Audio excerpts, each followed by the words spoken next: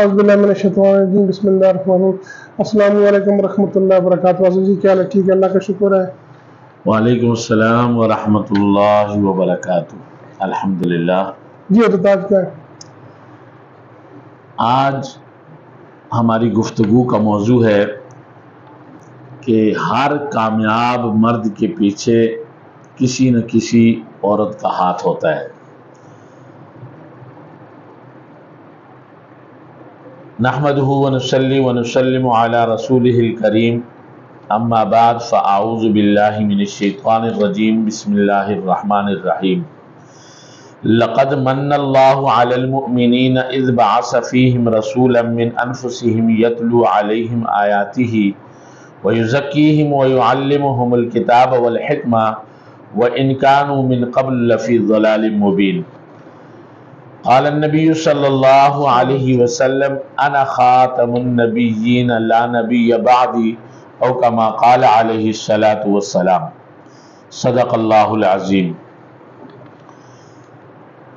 مولانا ظفر علی خان فرماتے ہیں کہ وہ شمع اجالا جس نے کیا 40 برس تک غاروں میں، ایک روز چمکنے والی تھی سب دنیا کے درباروں میں، گر ارض و سما کی محفل میں لولا کلا کا شور نہ ہو، یہ رنگ نہ ہو گلزاروں میں، یہ نور نہ ہو سیاروں میں، جو فلسفیوں سے کھل نہ سکا، جو نکتہ وروں سے حل نہ ہوا، وہ راز کملی والے نے بتلا دیا چند اشاروں میں۔ سبحان اللہ۔ آپ اندازہ کیجئے کہ منصب نبوت کا تعارف کرانے کے لیے آپ نے کیا ہی حکیمانہ انداز اختیار فرمایا کہ آپ کوہ صفا کی چوٹی پر تھے، لوگ نیچے پہاڑ کے دامن میں تھے، آپ پہاڑ کے اس طرف دیکھ سکتے تھے، گویا قریش کو سمجھا دیا کہ اللہ کے بندو، میں منصب نبوت کی بلندیوں پر ہوں، میں وہ کچھ دیکھ رہا ہوں جو تم نہیں دیکھ سکتے، میرے اوپر وحی نازل ہوئی ہے، تم وحی سے محروم ہو، میری نظر غیبی حقائق پر ہے، تمہاری نظر محسوسات تک محدود ہے، تم پہاڑ کے دامن میں چھپی ہوئی مصیبت اور عذاب سے ڈرتے ہو، تو اس عذاب سے کیوں نہیں ڈرتے جو ہر عذاب سے زیادہ ہولناک ہے۔ حضور اکرم صلی اللہ علیہ وسلم کا اعلان حق سن کر سب خاموش ہو گئے اور ایسی خاموشی چھا گئی، لیکن آپ کا چچا ابو لہب چیخ اٹھا اور کہنے لگا، اے محمد، تمہارے لیے سارا دن خرابی ہو، کیا تم نے صرف یہی کہنے کے لیے ہمیں یہاں بلایا تھا؟ حضور نبی کریم صلی اللہ علیہ وسلم پر یہ جو آیت نازل ہوئی جو میں نے آپ کے سامنے پڑھی، اس کا ترجمہ یہ ہے کہ بے شک مسلمانوں پر اللہ جل شانہ کا بڑا احسان ہے کہ ان میں سے ایک رسول ان میں بھیجا جو انہی میں سے انہیں آیتیں پڑھ پڑھ کر سناتا ہے اور انہیں پاک کرتا ہے، انہیں کتابت اور حکمت سکھاتا ہے۔ یقیناً یہ سب اس سے پہلے کھلی گمراہی میں تھے۔ عزیزان محترم، سامعین اکرام، ناظرین اکرام، حضور علیہ السلام کی ولادت سے نبوت تک کے حالات آپ کے سامنے بیان ہوئے ہوں گے، سنے ہوں گے، یا ہم بیان کریں گے بھی، لیکن غار حرا میں میرے آقا صلی اللہ علیہ وسلم پر پہلی وحی نازل ہوئی تو آپ پر شدید خوف طاری ہو گیا۔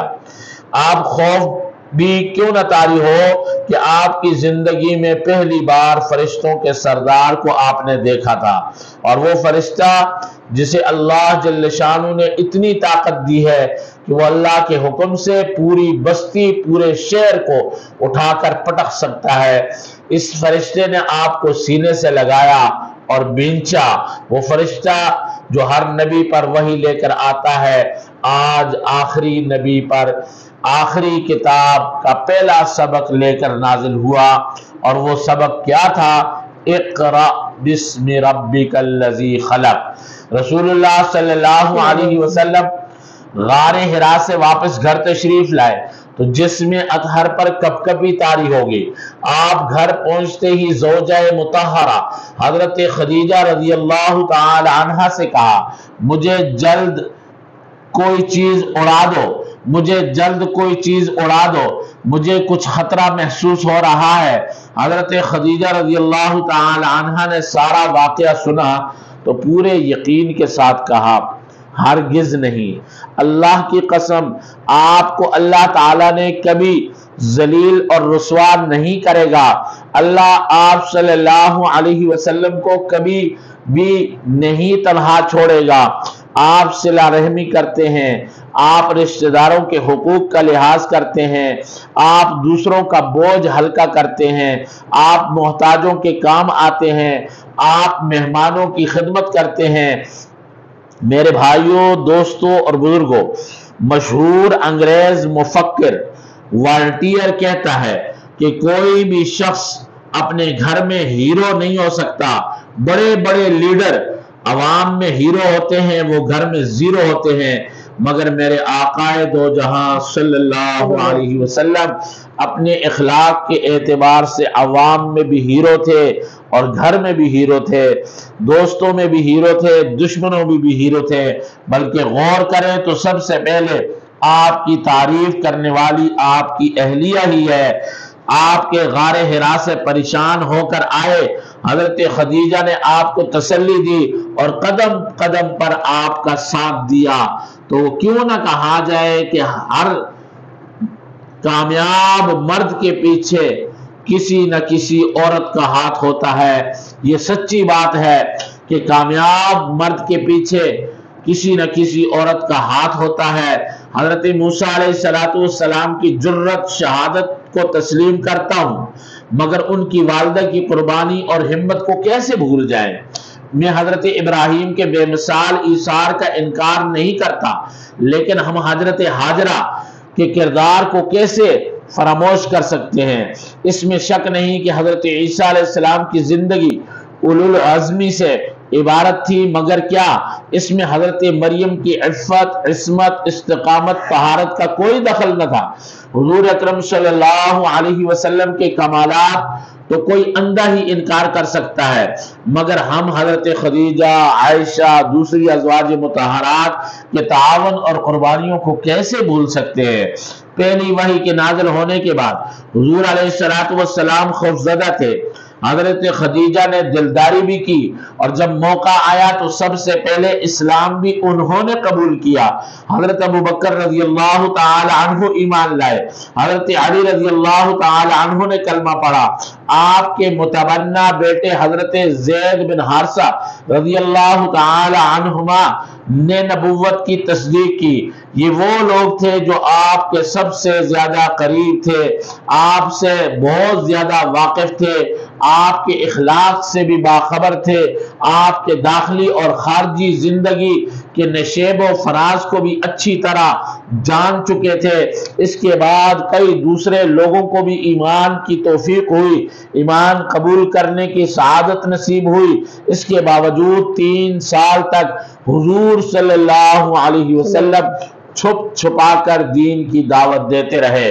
جب 3 سال گزر گئے تو اب اللہ جل شانہ کی طرف سے حکم آیا کہ فَاصْدَعْ بِمَا تُؤْمَرْ وَأَعْرِضْ عَنِ الْمُشْرِكِينَ۔ آپ کو اللہ کی طرف سے حکم ملا کہ وہ کھول کر لوگوں کو سنائیے اور اس کی بالکل پرواہ نہ کیجیے۔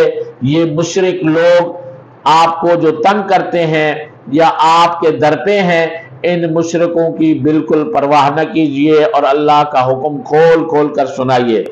یہ حکم ایسے وقت میں ملا جب چند سعادت مند افراد کے سوا سارا مکہ مکرمہ کفر و شرک میں مبتلا تھا، جہالت کا اندھیرا چھایا ہوا تھا، لات و حبل کی مذمت سننے کے لیے کوئی تیار نہ تھا، عزا اور منات کے پجاری ان کی عزت و حرمت پر کٹ مرنے کے لیے آمادہ تھے، اور مگر اللہ جل شانہ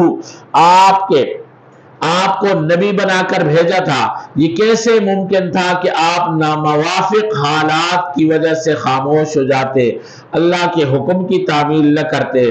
چنانچہ آپ کوہ صفا کی چوٹی پر چڑھ گئے اور عربوں کے مخصوص انداز میں یہ نعرہ لگایا، یا صباحاہو۔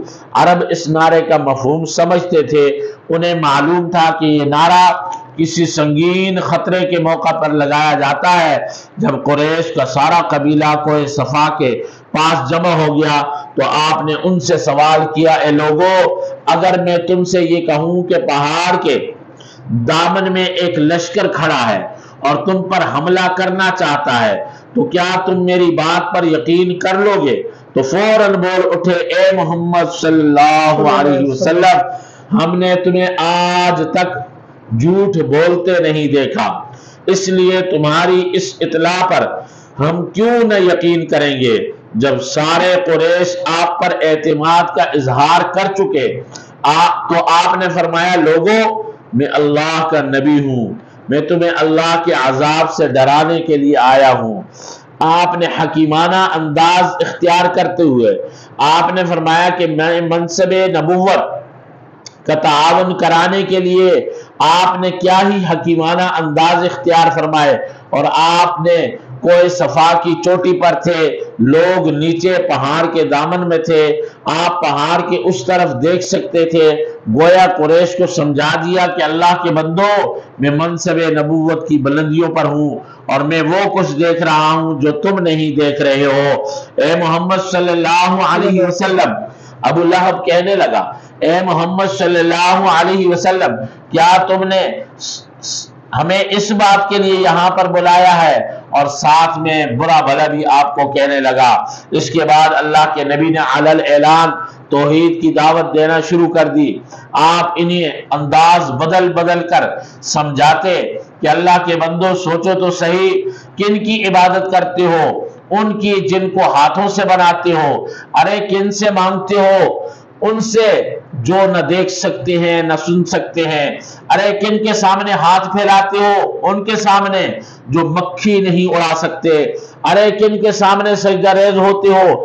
ان کے سامنے جو ٹھوکر سے خود بھی سجدے میں جا پڑتے ہیں۔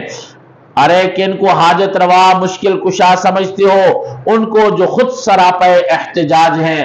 تمہاری عقلوں کو کیا ہو گیا کہ انہیں معالج سمجھتے ہو، خود بیمار ہو اور ان سے شفا کی امید رکھتے ہو، جن کا وجود بہت بڑا روگ ہے۔ آپ نے جب واشگاف الفاظ کے اندر توحید کو بیان کرنا شروع کیا تو شرک کے بیمار بھڑک اٹھے، ہر طرف سے مخالفت شروع ہو گئی، کوئی ساتھ دینے والا نہ تھا۔ ایک ابو طالب تھا جو ساتھ دے رہا تھا، لیکن ایک وقت ایسا بھی آیا کہ جب ابو طالب بھی گھبرا گیا، پوری قوم کی دشمنی کو مول لینا اس کے بس کی بات نہیں تھی۔ اس نے بڑے پیار سے آپ کو سمجھایا کہ بھتیجے، ذرا میری جان کا بھی خیال کرو، اپنی جان کا بھی خیال کرو، مجھ پر اتنا بوجھ نہ ڈالو جس کو میں نہ اٹھا سکوں۔ حضور صلی اللہ علیہ وسلم سمجھ گئے کہ چچا بھی اب مزید میرا ساتھ نہیں دے سکتے۔ آپ نے ایمانی جوش اور جذبے کے ساتھ فرمایا، چچا، خدا کی قسم، اگر یہ لوگ میرے دائیں ہاتھ پر سورج، بائیں ہاتھ پر چاند بھی رکھ دیں، اس کے بدلے میں مجھ سے یہ مطالبہ کریں کہ میں اس کام کو چھوڑ دوں، تو میں اس کام سے باز نہیں آؤں گا۔ اب تو بس دو ہی راستے ہیں، یا تو اللہ کا دین غالب کر دے، اللہ جل شانہ اپنے دین کو غالب کر دے، یا پھر اسی کوشش میں میری جان قربان ہو جائے، اور کوئی تیسرا راستہ میرے پاس نہیں ہے۔ میں حق کے معاملے میں کوئی سودے بازی نہیں کر سکتا۔